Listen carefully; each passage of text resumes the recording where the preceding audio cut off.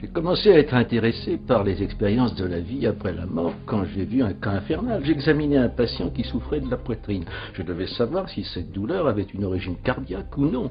Il a passé un électrocardiogramme et pendant qu'il courait sur le tapis roulant pour accélérer les battements de son cœur au point de réveiller la douleur, la provoquer, pour ensuite l'enregistrer sur les différents appareils qui ceci s'affolent, le diagnostic est facile, c'est le cœur.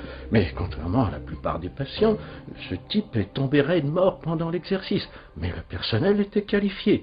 Une des aides-soignantes lui a mis un masque à oxygène et fait du bouche à bouche pour le faire respirer. Son cœur s'était arrêté, il ne respirait plus, et je lui faisais un massage cardiaque. Malheureusement, il faisait une sorte de blocage cardiaque. Suite au massage, ses yeux se convulsèrent, et il bougea la tête, devint bleu. De nouveau, sa respiration s'arrêta, et son cœur s'arrêta de battre. Certains patients reviennent, alors il faut continuer. Essayer de les sauver. Il eut d'autres convulsions et il dit « Docteur, je suis en enfer ». J'ai répondu « Voyez-vous, je n'y peux rien, moi je suis médecin ». « Docteur, vous ne comprenez pas ». Et encore une fois, ses yeux se convulsèrent. Son visage se mit à trembler. Devint bleu, les battements de son cœur s'arrêtèrent encore. Une infirmière me dit « Faites quelque chose, il est mourant. C'est son dernier vœu, on ne peut pas l'ignorer. » Il venait de dire « Docteur, priez pour moi, empêchez que j'aille en enfer. » Quand vous ne faites plus le massage, je retourne en enfer. Ceci est un cas de mort clinique répété sur un même patient. J'ai dit « D'accord. » Je bluffais, je savais pas quoi dire. J'inventais une prière pour me libérer de ce vœu. Allons répéter. Dites ceci. Je crois que Jésus-Christ est le Fils de Dieu. Seigneur, pardonne-moi mes péchés. Garde-moi loin de l'enfer. Si je meurs, accepte-moi au paradis. Allons répéter. Et il répéta. Mais si je vis, je promets de t'appartenir pour toujours. Et c'est ainsi converti grâce à une prière fabriquée de toutes pièces. Allongé sur le sol, au lieu de se contorsionner, d'avoir les pupilles qui se dilatent, de crier « Libérez-moi d'eux !» il repose tranquillement. Il semble rasséréné, en paix. Quelle que soit la nature de leur expérience, chaque individu a été radicalement changé. Des recherches prouvent qu'ils sont devenus de bien meilleures personnes depuis leur expérience. Ils sont revenus avec un grand désir de connaissance et un sens très fort de l'importance de l'amour. Moody veut nous proposer l'idée que ce changement est la preuve qu'une expérience de mort clinique est plus qu'une crise passagère. Il semble que cela demande à ces personnes de prendre une attitude positive, au lieu d'être émotionnellement bloquées et de ne pas savoir comment mettre ces traumatismes hors de leur vie. Rawlings dit que le point commun dans l'étude de ces cas concernant la vie après la mort clinique, eh bien c'est le changement de vie. Rawlings ajoute qu'il ne considère ces expériences valables que si la famille, les amis et relations du patient sont d'accord qu'un changement est survenu. Les descriptions de McCaig et des autres rescapés ont permis au docteur Morris Rawlings, un éminent cardiologue et professeur de médecine à l'université Chattanooga, au Tennessee, d'écrire un livre. Même s'il ne croyait ni en Dieu ni au diable avant cette journée fatidique de janvier 77. Je voyais bien qu'il s'agissait d'expériences infernales, et je sentais la présence de Jésus-Christ, ou l'influence d'un esprit divin dans la pièce. Je pensais, je suis médecin, c'est moi le responsable ici, mais je me sentais tout petit. Ces événements ont transformé la vie du Dr Rawlings et modifié le cours de la recherche sur les expériences de vie après la mort. Des expériences vécues la plupart du temps par des gens morts sur la table d'opération et qui ont pu être réanimés.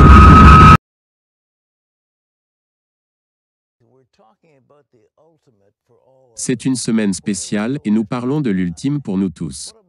Où allons-nous après notre mort? Qu'en est-il du ciel? Qu'en est-il de l'enfer? Que dit la Bible?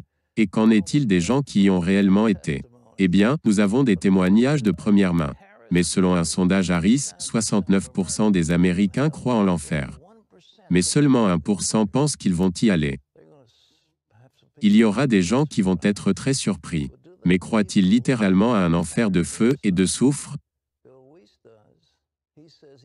Bill Wiese dit qu'il a passé 23 minutes en enfer. Le 22 novembre 1998. C'était une nuit habituelle pour Bill et Annette Weiss. Ils ont passé la soirée avec des amis, puis sont rentrés à la maison et se sont couchés vers minuit. Environ 3 heures plus tard, Bill s'est senti retiré de son lit et jeté dans les airs. Il atterrit sur le sol dur d'une cellule de prison.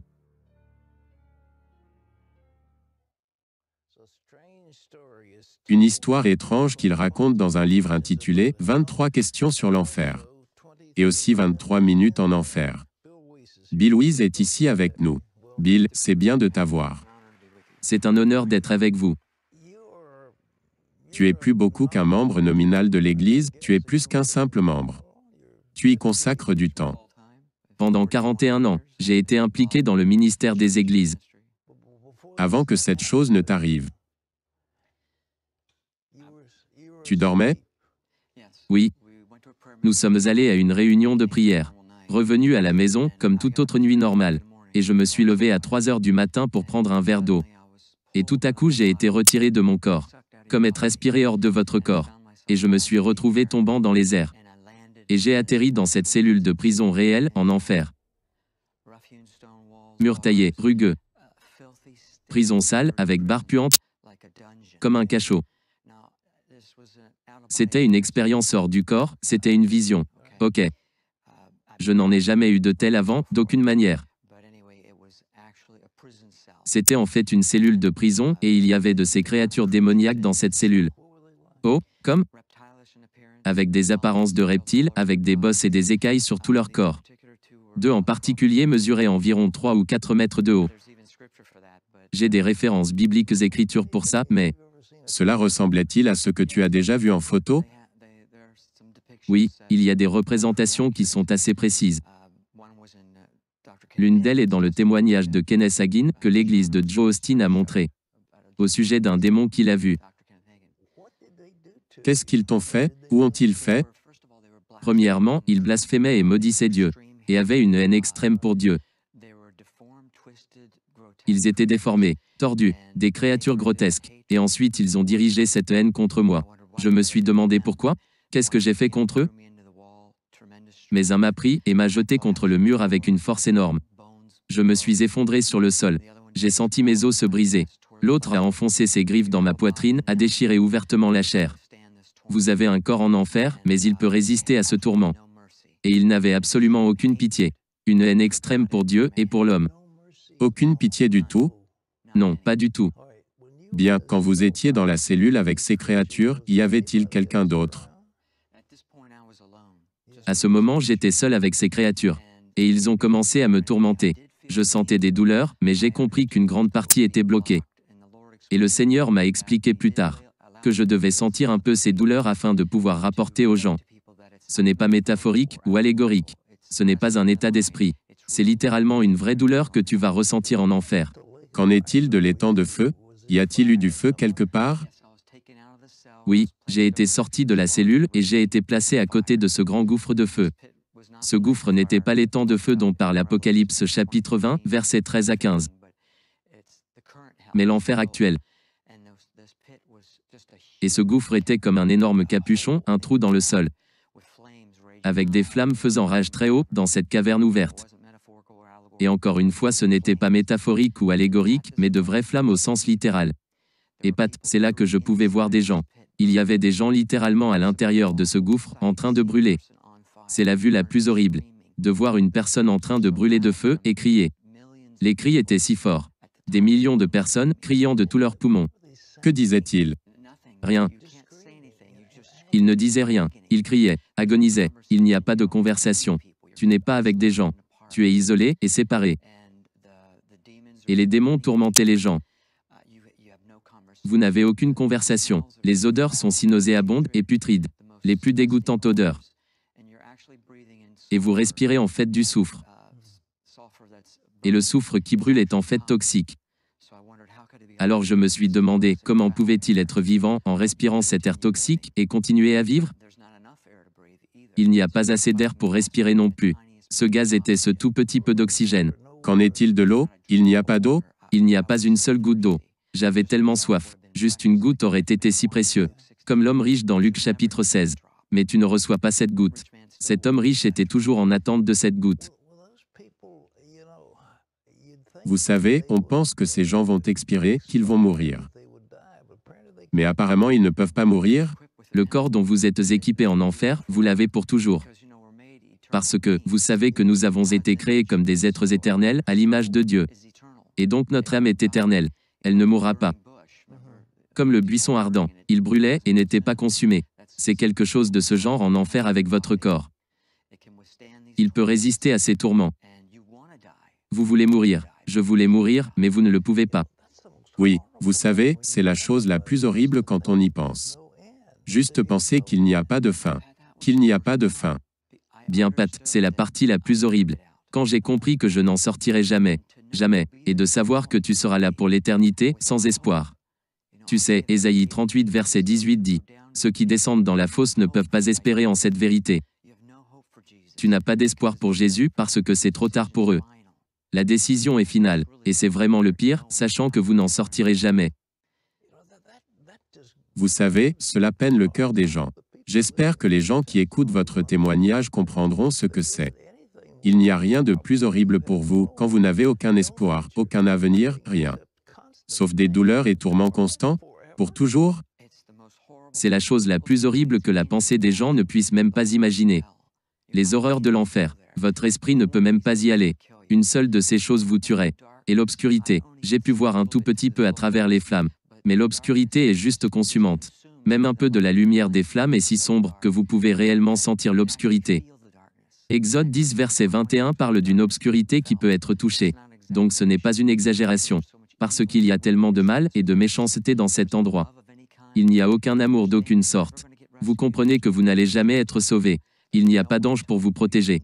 Il n'y a personne à qui parler, vous n'allez pas sortir de là. Personne à qui parler. Il n'y a aucune amitié, rencontre. Aucun. Vous n'aurez aucune rencontre. Les gens pensent qu'ils verront beaucoup de leurs copains en enfer. Ça ne sera pas de cette façon. Tu es seul. Tu es seul pour toujours? Pour toujours. Et c'est pourquoi les gens ont besoin de savoir à quel point c'est important la décision que nous prenons dans la vie-ci. Vous savez que nous servons un Dieu aimant. Il ne veut pas qu'aucun aille dans cet endroit. Qui a été fait pour le diable et ses anges, non pas pour l'homme. Mais l'homme y ira parce que Dieu aime tellement l'homme qu'il lui a donné la pleine liberté de choisir. Vous savez ce qu'il a dit, tes propres paroles te condamneront. As-tu finalement crié à Jésus? Comment es-tu sorti de là? Bien, quand je regardais tout ce tourment et les gens qui brûlaient dans le feu, j'ai commencé à être soulevé à travers ce tunnel. Et c'est là que cette lumière brillante est apparue. Soudainement il eut cette lumière brillante. Je savais immédiatement qui c'était. Je n'ai pas vu son visage, mais j'ai vu le contour d'un homme, debout dans cette lumière sainte pure. Une lumière que j'ai jamais vue. Et j'ai immédiatement su qui c'était. Et j'ai crié son nom Jésus. Et il a dit « Je suis ». Je me suis effondré à ses pieds. Je ne sais pas si j'étais mort. Mais il m'a touché, et quand je suis revenu à moi, j'ai commencé à avoir des pensées, et il répondait à mes pensées. Et c'était beaucoup de réflexions. Je n'ai pas le temps de les passer toutes ici. Mais oui, je pensais, Seigneur, pourquoi m'as-tu envoyé dans cet endroit affreux? Il répondit que beaucoup de personnes ne croient pas que l'enfer soit réel. Il dit, même certains de mon propre peuple ne croient pas que l'enfer existe. Cette déclaration m'a surpris, parce que je pensais que tous les chrétiens croyaient en l'enfer. Mais beaucoup d'entre eux ne le croient pas.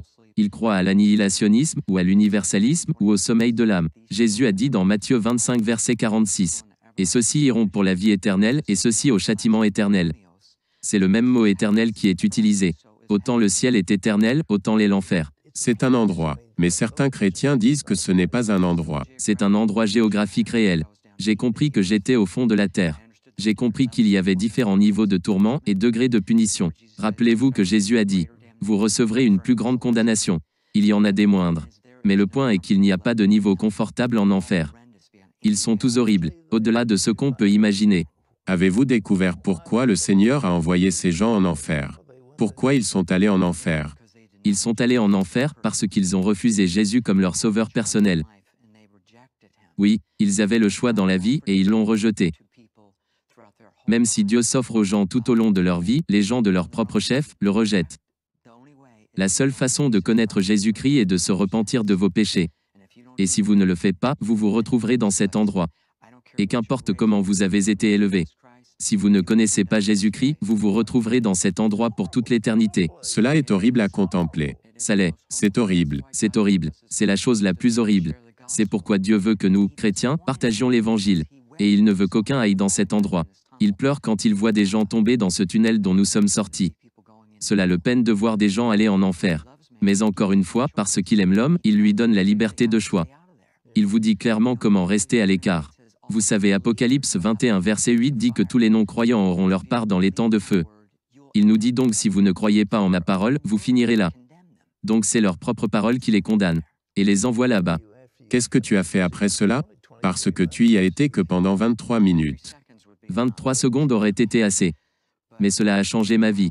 J'ai quitté ma carrière dans l'immobilier. Ma femme et moi voyageons à plein temps dans le ministère. Juste pour partager des informations avec les gens. Vous savez, ce n'est pas un message de condamnation. C'est simplement un message d'avertissement. Et j'explique aux gens que ce n'est pas important de croire en mon expérience. Ce qui est important, c'est qu'ils vérifient ce que la parole de Dieu dit. Avez-vous identifié pourquoi vous avez été choisi pour aller là-bas? J'étais le moins probable. Je n'étais pas un Billy Graham. J'étais juste un courtier immobilier, faisant son travail. J'avais ma propre entreprise. Je suis une personne conservatrice. Je ne me sentais pas à l'aise de partager cette expérience. Mais le Seigneur me demande de la partager. Et maintenant l'inconfort ne me dérange guère. Parce que si une personne peut être amenée aux Écritures. Étiez-vous terrifié quand vous avez été enlevé de votre corps? Étiez-vous terrifié? J'étais terrifié au-delà de ce que je peux expliquer. Et je suis une personne calme de nature et je sais quelque chose au sujet de la peur. J'ai été attaqué par un requin-tigre de 3 mètres, tiré sous l'eau quand je surfais. Et il a attrapé ma jambe. Et donc cette peur que j'ai éprouvée est pâle en comparaison de ce que vous ressentez en enfer. Ils ne sont même pas comparables. Il n'y avait aucune fin à cela. Aucune fin. Aucune fin. Dieu te bénisse. Mesdames et messieurs, ce livre, 23 minutes en enfer, vous pouvez l'obtenir. Il est disponible. Laissez-moi vous poser une question. Il y avait un homme riche qui a dit, « Que diriez-vous de renvoyer quelqu'un pour dire à mes frères ?» Et Abraham a répondu qu'ils ont Moïse et les prophètes. S'ils ne les croient pas, ils ne nous croiront pas, même si quelqu'un ressuscitait d'entre les morts. Mes amis, croyez-vous ce que cet homme a dit? C'est dans la Bible. Encore, et encore, encore, des gens y ont été, ils l'ont vu et ils sont venus vous avertir et dire que vous ne voudriez même pas y aller. Je veux dire que c'est horrible que je ne peux imaginer. La pensée qu'il n'y aura jamais de fin à cela. Pour toujours et à jamais, les temps de feu. Pour toujours et à jamais, c'est ce que la Bible dit. Sans fin. Vous avez un corps qui ne peut pas mourir. Tu veux mourir mais tu ne peux pas mourir. Et Bill est ici et nous dit ce qui lui est arrivé. Pourquoi Dieu l'a choisi? Il ne sait pas. Personne d'entre nous ne le sait. Mais il n'a pas fait ce choix. Et il a vécu quelque chose, les horreurs de cet endroit. Je vous demande ceci. Je vous offre en ce moment un moyen de sortir de cela. Afin que lorsque vous mourrez, vous n'irez pas en enfer. Vous irez au paradis. Vous serez au paradis avec Jésus. Il l'a dit au voleur sur la croix. Aujourd'hui même, tu seras avec moi au paradis. Non pas tu seras avec moi en enfer, mais tu seras avec moi au paradis. Parce qu'il a dit, Seigneur, souviens-toi de moi quand tu entreras dans ton royaume. Choisirez-vous la vie? Choisirez-vous la vie alors que Dieu vous parle en ce moment? Priez avec moi. Seigneur Jésus-Christ, je sais que tu es mort pour prendre sur toi la peine pour tous les péchés que j'ai commis.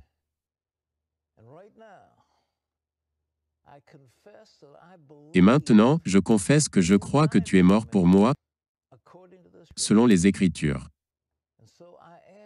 Et donc je te demande, viens dans mon cœur, prends le contrôle de ma vie. Vis ta vie pour moi et en moi. Et à partir de ce moment, Seigneur, je suis à toi. Merci de ce que tu as entendu ma prière. Et merci de venir dans mon cœur. Merci Seigneur. C'est gratuit. Il ne vous demande rien. Il vous demande juste d'ouvrir votre cœur et d'oser croire en lui. Osez croire. On ne demande ni d'argent. On vous demande pas une souffrance particulière. On vous dit faites confiance et croyez. Essayez. Vous n'avez rien à perdre. Essayez. J'ai essayé. Ça fait plus de 20 ans que je suis dedans. Et je ne repartirai pour rien au monde. Aucun milliard au monde ne me fera changer d'avis et me séparer de lui. Impossible. Donc, osez Jésus avant qu'il soit trop tard. Osez. Ne le faites pas demain. Faites-le maintenant. Et quand la fin de votre vie arrivera, parce qu'elle arrivera pour tout le monde, pour moi et pour les personnes qui me regardent, ou même pour les personnes qui sont derrière cette caméra, au moins vous serez sûr que vous partez avec celui qui vous a donné une nouvelle vie. Cette vie peut commencer maintenant, dès que vous l'acceptez, et cette vie continuera après que la mort soit venue. La mort n'est qu'un passage pour une autre vie beaucoup plus belle. Mais vous avez la possibilité d'oser cette nouvelle vie maintenant, tout de suite. Faites-le maintenant, tout de suite. N'attendez pas demain, ni après-demain. Faites-le maintenant, tout de suite. Prenez 1 minute et faites-le. Je vous en prie, vous ne serez pas déçus. Après avoir écouté ce message, si vous avez décidé de donner votre vie au Seigneur Jésus-Christ, faites cette prière avec l'homme de Dieu. Mon Dieu, je viens devant toi, tel que je suis. Je confesse Jésus-Christ comme mon Sauveur et mon Seigneur.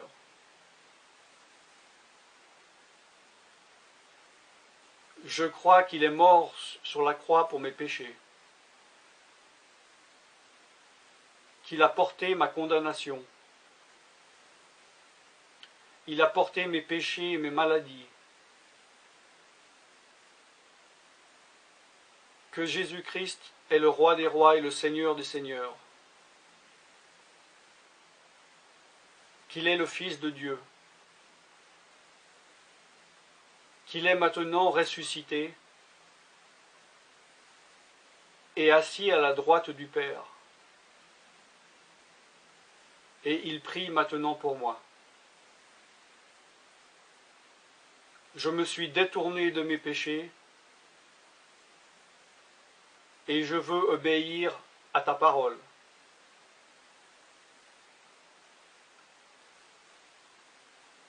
Je viens à toi en te demandant, mon Dieu, de me donner ton Esprit Saint.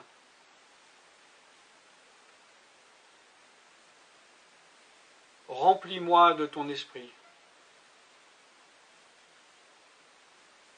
afin que tu ne sois plus à l'extérieur de moi, mais que tu viennes habiter en moi.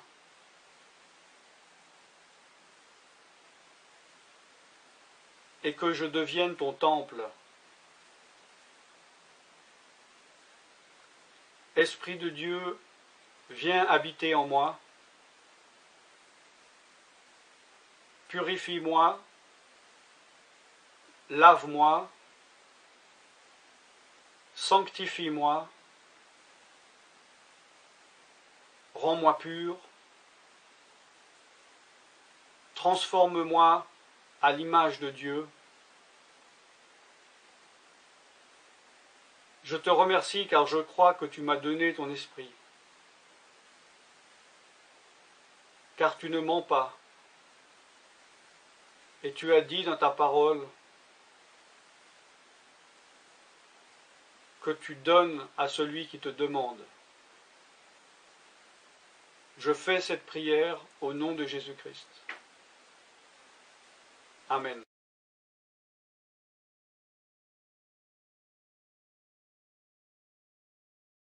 Bonjour et bienvenue sur les vidéos de l'évangile.net. Est-ce que vous vous êtes déjà demandé si Dieu existait et si on pouvait trouver des réponses dans les livres sacrés comme la Bible par exemple? Eh bien, vous êtes tombé au bon endroit puisque l'évangile.net, c'est justement une plateforme interactive qui vous permet de découvrir par vous-même ce qu'est la foi chrétienne. Qui ne s'est jamais demandé si derrière le hasard qui a créé l'univers, il n'y avait pas finalement un Dieu? Qui ne s'est jamais dit qu'il devait sans doute y avoir un sens à notre existence? Mais lequel? Est-ce que Dieu nous laisserait vraiment sans réponse? Laquelle des religions détiendrait alors la vérité? On peut rester sur ce genre de questions et se fier à quelques avis qu'on entend ici et là. Ou alors, on peut chercher par nous-mêmes et aller directement à la source pour connaître ce que disent les religions. Nous, chrétiens, on aimerait vous lancer ce défi, celui de lire au moins un livre de la Bible. Faites votre propre avis sur le sujet, soyez curieux. Vous allez voir que ce n'est pas si difficile que ça. Et au contraire, je crois personnellement que ce sera une lecture enrichissante pour vous. Peu importe ce en quoi vous croyez, si vous êtes athée, agnostique, si vous êtes croyant d'une certaine religion ou plutôt neutre sur la question de la foi, regardez et lisez par vous-même.